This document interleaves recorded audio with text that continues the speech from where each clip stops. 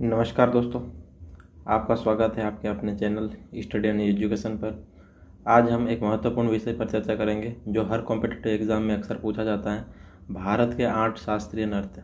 इस वीडियो में हम इन सभी नृत्यों के नाम, उनकी विशेषताएं और उनकी उत्पत्ति के बारे में जानेंगे और इसके प्रीवियस ईयर आरआरबी, एनटीपीसी और रेलवे में पूछे गए एग्ज़ाम के क्वेश्चन भी करेंगे। तो आप बने रहिए इस वीडियो में, अंत तक आपको फ़ायदा ज़रूर होगा और किस तरह के क्वेश्चन आते हैं और इनसे संबंधित जो भी है आप इस वीडियो में अच्छे से जानोगे। तो बिना देरी करते हुए चालू करते हैं। पहले जानेंगे हम शास्त्रीय नृत्यों का परिचय। क्या है शास्त्रीय नृत्य? तो भारत की एक समृद्ध सांस्कृतिक धरोहर क्या है? भारत की सांस्कृतिक धरोहर में शास्त्रीय नृत्यों का विशेष स्थान है। शास्त्रीय नृत्य नाट्य शास्त्र और अन्य प्राचीन ग्रंथों पर आधारित रहते हैं। भारत के कुल 8 शास्त्रीय नृत्य हैं जो अलग अलग क्षेत्रों में विकसित हुए हैं और आज ये अंतर्राष्ट्रीय स्तर पर भी प्रसिद्ध हैं। तो पहला 8 शास्त्रीय नृत्य कौन कौन से हैं तो हम जानेंगे।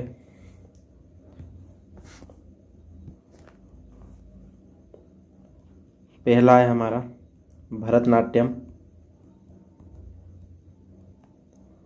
दूसरा है हमारा कथक, तीसरा है कथकली, चौथा है कुचिपुड़ी, पांचवा है मणिपुरी, छठवा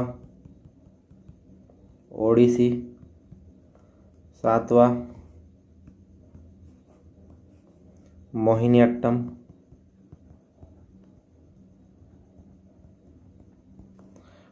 और आठवां है सत्रिया।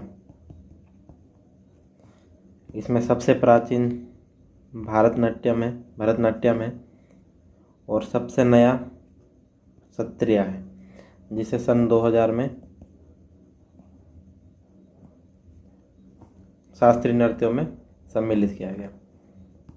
तो सबसे पुराना कौन सा है? भरतनाट्यम, और सबसे नया सत्रिया नृत्य।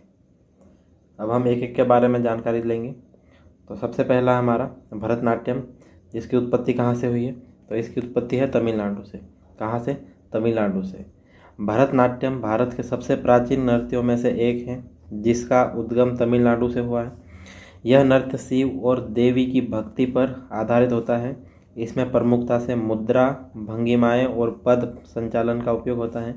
भरतनाट्यम में मुख्य रूप से भाव, राग, ताल और नाट्य का मेल होता है। क्या है? भरतनाट्यम भारत के सबसे प्राचीन नृत्यों में से एक है, जिसका उद्गम कहाँ से हुआ है? तमिलनाडु से हुआ है। कहाँ से हुआ? तमिलनाडु में से। यह नृत्य शिव और देवी की भक्ति पर आधारित होता है। किसका? शिव और देवी की भक्ति पर आधारित होता है। इसमें प्रमुखता से क्या क्या? मुद्रा, भंगिमाएं और पद संचालन का उपयोग होता है। क्या क्या? मुद्रा, भंगिमाएं और पद संचालन का उपयोग होता है। भरतनाट्यम में मुख्य रूप से भाव, राग, ताल और नाट्य का मेल होता है। तो यह था हमारा भरतनाट्यम से संबंधित। इससे संबंधित प्रमुख व्यक्तित्व के बारे में हम आगे जब क्वेश्चन लगाएंगे तो उससे क्वेश्चन से संबंधित आगे जानेंगे। अगला है हमारा कथक। कथक का कहाँ है? तो कथक से उत्तरी भारत से संबंधित, यानी कि उत्तर प्रदेश से। क्या है? कथक का संबंध कहाँ से? उत्तर प्रदेश से। कथक उत्तर प्रदेश का प्रमुख शास्त्रीय नृत्य है। कहाँ का? उत्तर प्रदेश का। इस नृत्य की खासियत इसकी फुटवर्क और घूमने की तकनीक में है। क्या है? फुटवर्क और घूमने की तकनीक में है। कथक में घुंघरुओं का प्रयोग होता है और इसके प्रदर्शन में कहानी कथा सुनाई जाती है। यह नृत्य मुगल काल में काफ़ी प्रसिद्ध हुआ। इससे संबंधित व्यक्तित्व के बारे में हम जब क्वेश्चन लगाएंगे तो जब क्वेश्चन के डिटेल से समझेंगे तो उसमें हम आपको समझा देंगे।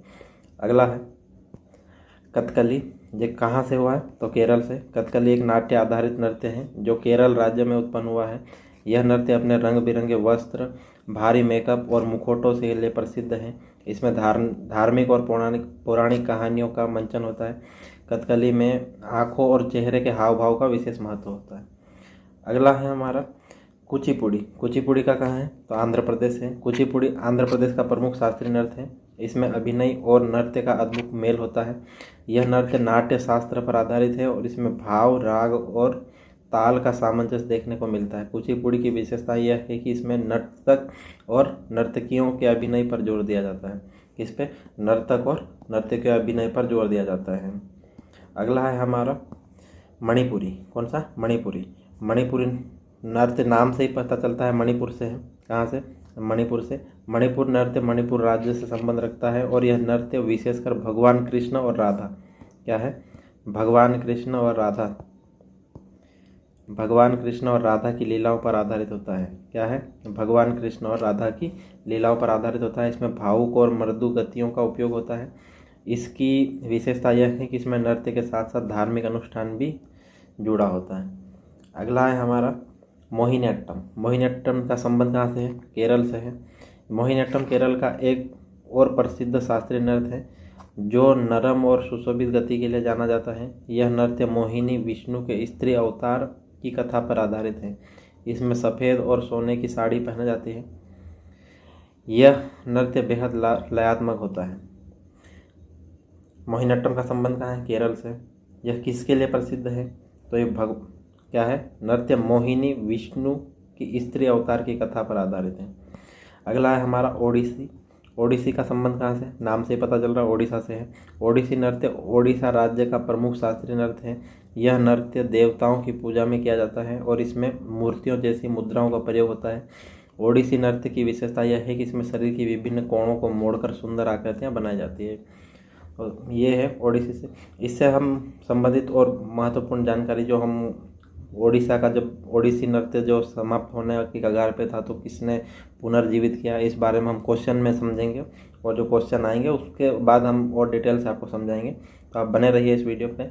और आपको ये वीडियो पसंद आ रहा है तो आप से चैनल को सब्सक्राइब करें और वीडियो को लाइक ज़रूर करें और चैनल को सब्सक्राइब कर अपने दोस्तों में शेयर ज़रूर करें। अगला है हमारा सत्रिया नृत्य। क्या है? सत्रिया नृत्य कहाँ से है संबंधित? तो यह असम से संबंधित है। सत्रिया नृत्य असम के सत्रो यानी धार्मिक मठों से उत्पन्न हुआ है। यह नृत्य मुख्य रूप से वैष्णव धर्म से जुड़ा है। किससे जुड़ा है? वैष्णव धर्म से। इसमें भगवान विष्णु के अवतारों की कहानी सुना जाती है। किसकी? भगवान विष्णु की। इसे सन 2000 में शास्त्रीय नृत्य का दर्जा दिया। कब दिया है? सन 2000 में।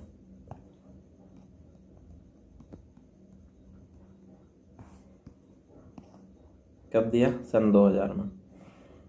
तो ये थे हमारे 8 शास्त्रीय नृत्य। इससे संबंधित हम प्रीवियस ईयर में आए हुए क्वेश्चन करेंगे जो आपके लिए भी महत्वपूर्ण है।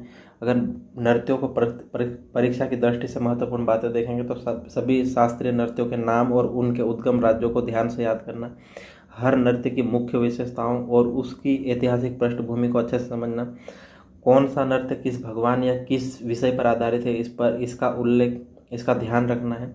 अगर किसी नृत्य का महत्व धार्मिक अनुष्ठान से जुड़ा है, जैसे इसमें किससे जुड़ा है? भगवान विष्णु से अवतारों की कहानियाँ सुना जाती है, इससे जुड़ा है, तो आपको ये बहुत महत्वपूर्ण याद रखना है। जैसे असम शास्त्रीय नृत्य कहाँ से जुड़ा है? असम से। सत्रिया नृत्य कहाँ है? तो ये मुख्य रूप से वैष्णव धर्म से जुड़ा है। कहाँ से? वैष्णव धर्म से जुड़ा है। तो ये महत्वपूर्ण जानकारी आपको उस पर विशेष ध्यान देना है।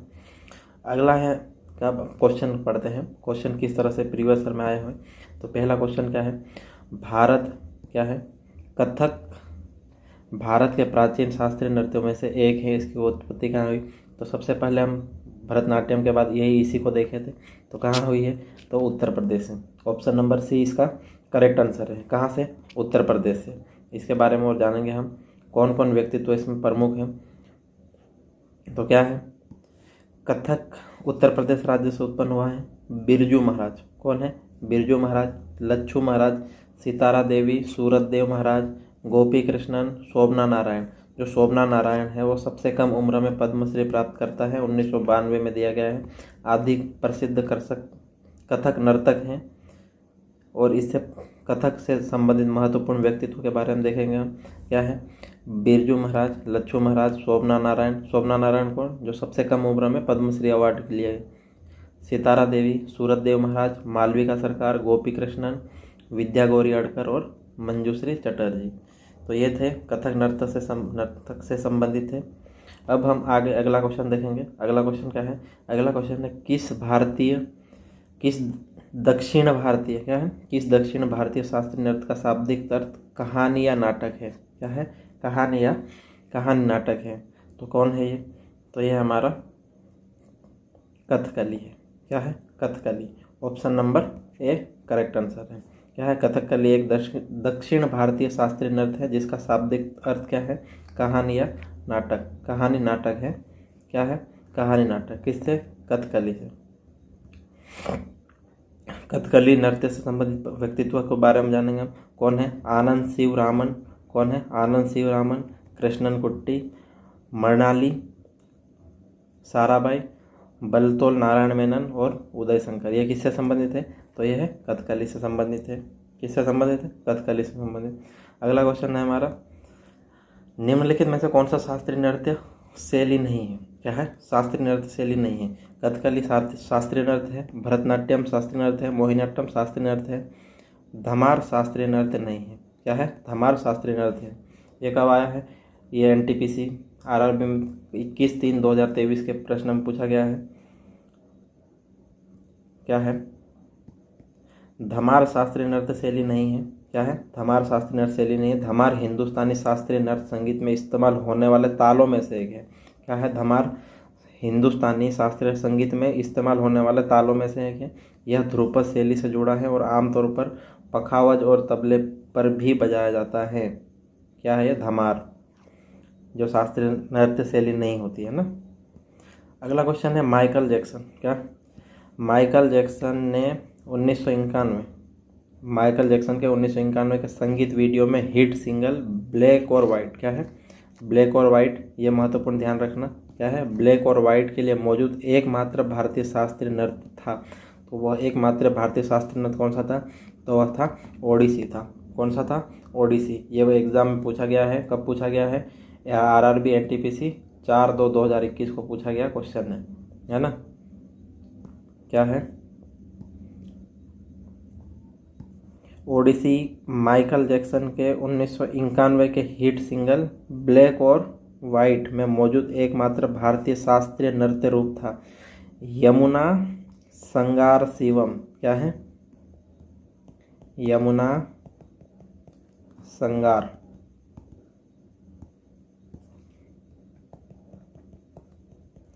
शिवम ये वह महिला है जिसने ब्लैक और वाइट रंग में माइकल जैक्सन के साथ ओडिसी नृत्य में प्रस्तुत किया। कौन है? यमुना संगार शिवम है। इसने क्या किया? ब्लैक और वाइट रंग में माइकल जैक्सन के साथ ओडिसी नृत्य प्रस्तुत किया।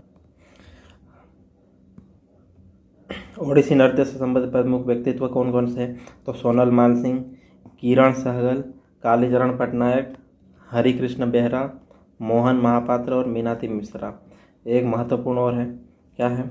जब ओडिसी नृत्य विलुप्त होने के कगार पर पहुंचा था तो केलुचरण महापात्र। कौन है? केलुचरण महापात्र थे जिन्होंने ओडिसी नृत्य को पुनर्जीवित किया सन 1994 में। कब? सन 1994 में केलुचरण महापात्र ने ओडिसी नृत्य के छात्रों को प्रशिक्षण देने के लिए सर्जन स्कूल। क्या है? सर्जन स्कूल की स्थापना करी। तो ये महत्वपूर्ण पॉइंट है। कौन कौन से? एक प्रमुख व्यक्तित्व कौन है? केलुचरण। क्या? केलुचरण महापात्र।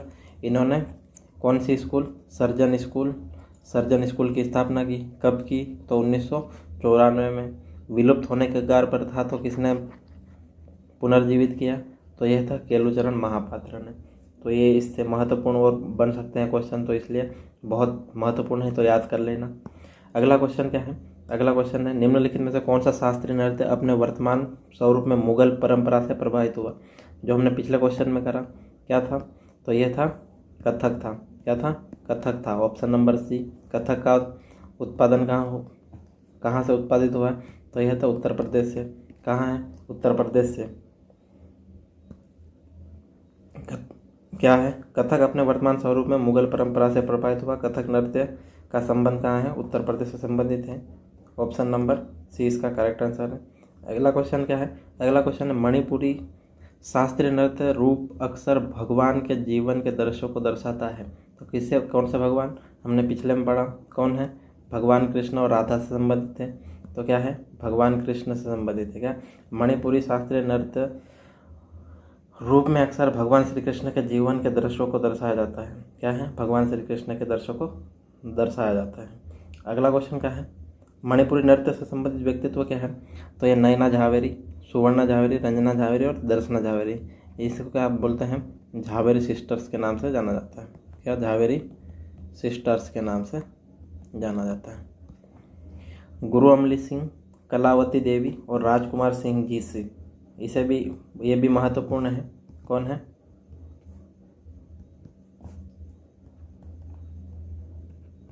राजकुमार सिंह जीत सिंह।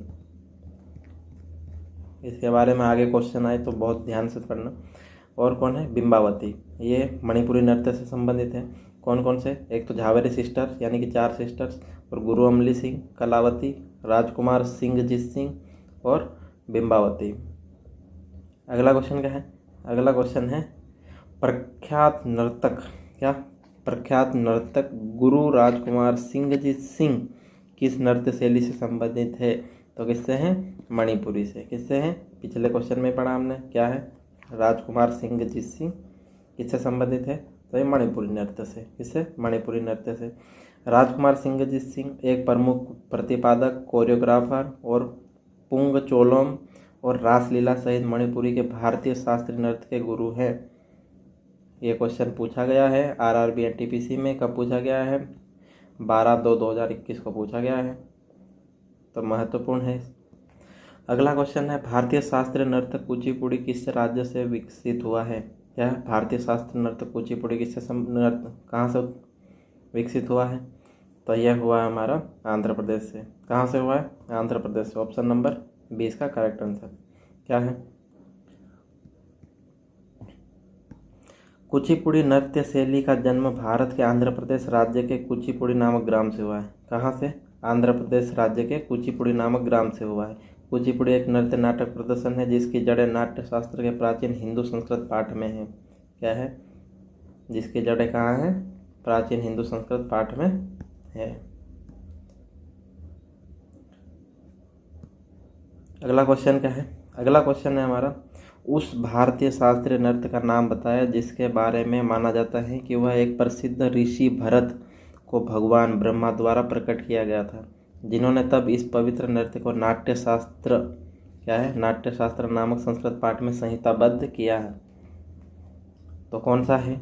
तो वह है भरतनाट्यम। कौन सा है? Bharatanatyam. Option number B correct answer है। क्या है इसके बारे में? भरतनाट्यम एक भारतीय शास्त्रीय नृत्य है जिसके बारे में माना जाता है कि इसे भगवान ब्रह्मा ने प्रसिद्ध ऋषि भरत के सामने प्रकट किया था। किसके सामने? प्रसिद्ध ऋषि भरत के सामने।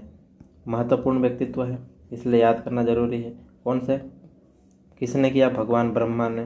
किसने? भगवान ब्रह्मा ने। किसके सामने? तो ऋषि भरत के सामने प्रकट किया है। तो ये था दोस्तों हमारे महत्वपूर्ण क्वेश्चन जो प्रीवियस ईयर में आए हुए थे, और हमने इस टॉपिक को पूरा क्लियर कर लिया।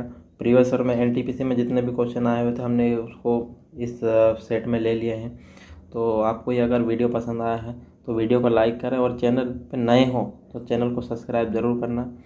तो दोस्तों ये था हमारे 8 प्रमुख शास्त्रीय नृत्य और उसके संबंधित प्रश्न जो अक्सर प्रतियोगिता परीक्षा में पूछे जाते हैं। आशा है इस वीडियो ने आपकी तैयारी को और बेहतर बना दिया होगा। अगर आपको ये जानकारी आपको उपयोगी लगी हो तो वीडियो को लाइक करें, शेयर करें और हमारे चैनल स्टडी एंड एजुकेशन को सब्सक्राइब जरूर करें। मिलते हैं अगले वीडियो में एक और महत्वपूर्ण टॉपिक के साथ। धन्यवाद। जय हिंद, जय भारत।